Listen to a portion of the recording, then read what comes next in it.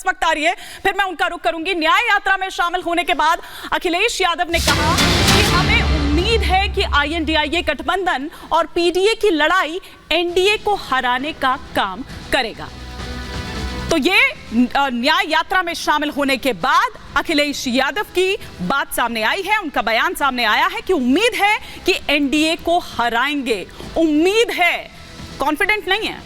रोहित अग्रवाल का मैं एक बार यहां पर रुक करती हूं, वो बहुत देर से रिएक्ट करना चाह रहे हैं, लेकिन उनसे पहले एक बार जरा और सुन लेते इसके अलावा क्या कुछ कहा अखिलेश यादव ने। ये इंडिया गठबंधन और PDA की लड़ाई NDA को हराने का काम करेगी। ये PDA जहां आवाज उठाएगा वहां भारतीय जनता पार्टी का सफाया होगा। ये इंडिया गठबंधन और PDA की लड़ाई NDA को हराने का काम करेगी। ये PDA जहां आवाज उठाएगा वहां भारतीय जनता पार्टी का सफाया होगा। तो एक बार रोहित अग्रवाल जी, आपको एक रिएक्शन दे दीजिए, क्योंकि बहुत देर से आप कुछ कहना चाह रहे हैं, फिर मैं नाहिद लारी के पास जरा जाऊंगी, एक ओपनिंग कमेंट उनका आ जाए। देखिए, एक स्थिति बिल्कुल साफ है कि 7 साल बाद जो दो युवा साथ में आए हैं, उसके बीच में 2 चुनाव हुए, बड़े चुनाव हुए, एक 19 का और एक 22 का, जिसमें कि कांग्रेस पार्टी समाजवादी पार्टी के साथ गठबंधन करना चाहती थी, पर अखिलेश जी निरंतर कोसते रहे उनको कि ये धोखेबाज पार्टी है और इनके साथ अब कभी गठबंधन नहीं करेंगे। उसके बाद आज इनकी मजबूरी थी, क्योंकि इनको जनता को सिर्फ ठगना है और जनता के बीच में जाके इनको किसी तरीके से वोट जोड़ना है, इसलिए ये आज एक साथ। पिछली बार आपने भी कुछ और ही बातें उठाई थी, आज भी उस पर है कि नहीं है रोहित जी?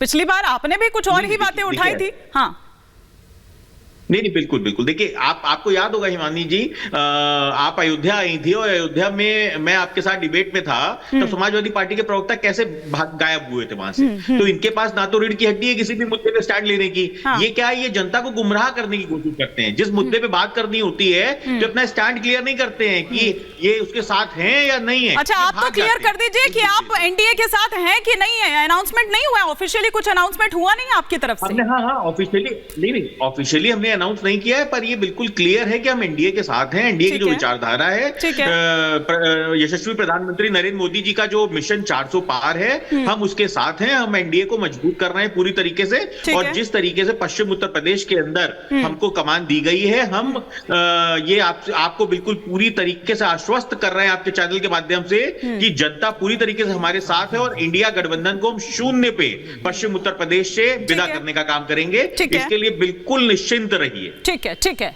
नाहिद लारी जी, मैं जानती हूं कि आप कुछ यहां पर रिएक्ट करना चाह रही हैं, लेकिन मैं चाहूंगी कि जो आपके अध्यक्ष हैं, आपके जो मुखिया हैं, वो क्या कह रहे हैं? वो कह रहे हैं कि उम्मीद है, मतलब कॉन्फिडेंट नहीं है वो, उनको भरोसा नहीं है कि हम कर ही लेंगे। अरविंद केजरीवाल के बाद अब वो भी कह रहे हैं कि 2024 में तो कुछ ना हो पाएगा, 29 में ही देखेंगे। नहीं, आप इनकी मानसिकता देखिए ना। एक मिनट नाहिद जी। हाँ,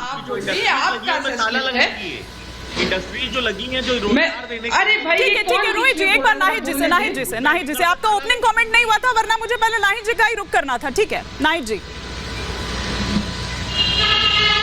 माननीय अखिलेश यादव जी तो स्पष्ट कह रहे हैं कि PDA ही NDA को हराएगा और इंडिया गठबंधन की सरकार बनेगी, और आप बात कर रही हैं उम्मीद और कॉन्फिडेंस की। अरे भाई, ये तुम BJP INDIA की लड़ाई है कि PDA की लड़ाई है? जाएंगे, क्योंकि चंडीगढ़ में और चुनाव में अरे अब आप बोलने दीजिए। एक सवाल पूछा, उसका जवाब सुनिए। अब आप बार बीच में सवाल ना करा करें। अच्छा, अरे बीजेपी में कॉन्फिडेंस रहता है ना, जिस तरह से वोटों पर डकैती डाली थी चंडीगढ़ में और चुनाव में, माननीय सुप्रीम कोर्ट ने हवा निकाल दी, बीजेपी की हवा एक एक करके प्लीज। हाँ,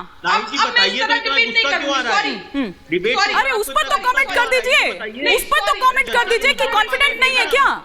उम्मीद है का क्या मतलब? उम्मीद है का क्या मतलब? अब फंसा दिया क्या आपके? हाँ, आपके अखिलेश जी ने फंसा दिया क्या? हम तो ये कह रहे हैं कि आप अरे भाई, आप तो बोलने नहीं देती, क्यों बुलाती? अरे मैडम, इतनी देर से आप ही बोल रही हैं, बल्कि आप तो एंकर को भी कह देती हैं कि सवाल दूसरा अभी मत पूछिए, पहले मुझे कंप्लीट करने दीजिए। ये तो सही पूछ रही है, बोलने दीजिए। हाँ,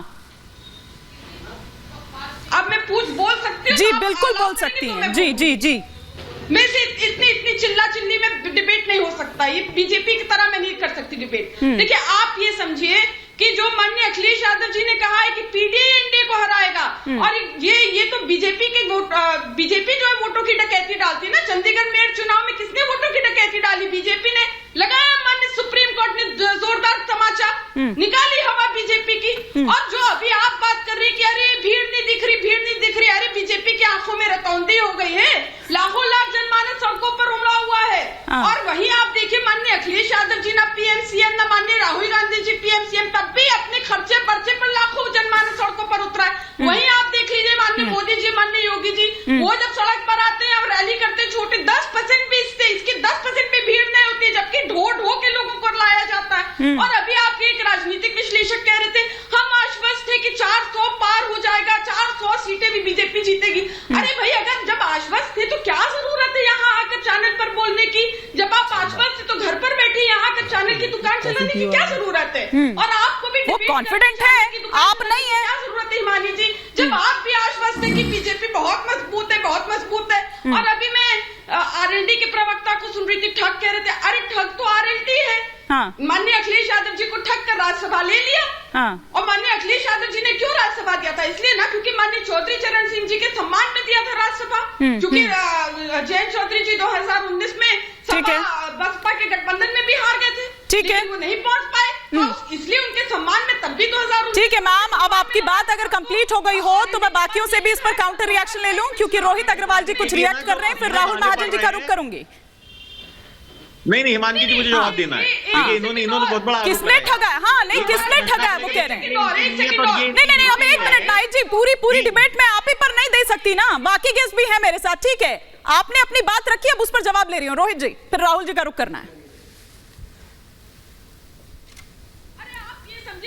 रोहित अग्रवाल जी को स्क्रीन पर लीजिए। हाँ, जब आपका बीजेपी, देखिए, जब आपका गठबंधन होता है तो ऑडियो थोड़ा सा डाउन कर दीजिए। पूरा होते हैं आप।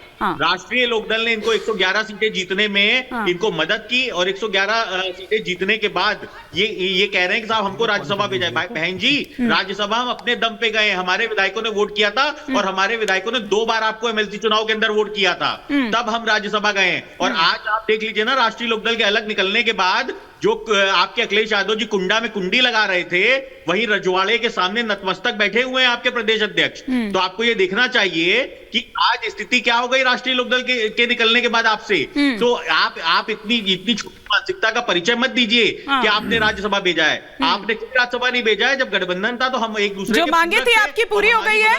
रोहित अग्रवाल जी, जो मांगे थी आपकी पूरी हो गई है, किसानों से जुड़ी मांगे हम मांगे पूरी कराने ही तो आए हैं। अच्छा, देखिए, चौधरी चरण सिंह जी को जिस तरीके से प्रधानमंत्री जी ने सम्मान करके करोड़ों किसानों का सम्मान किया।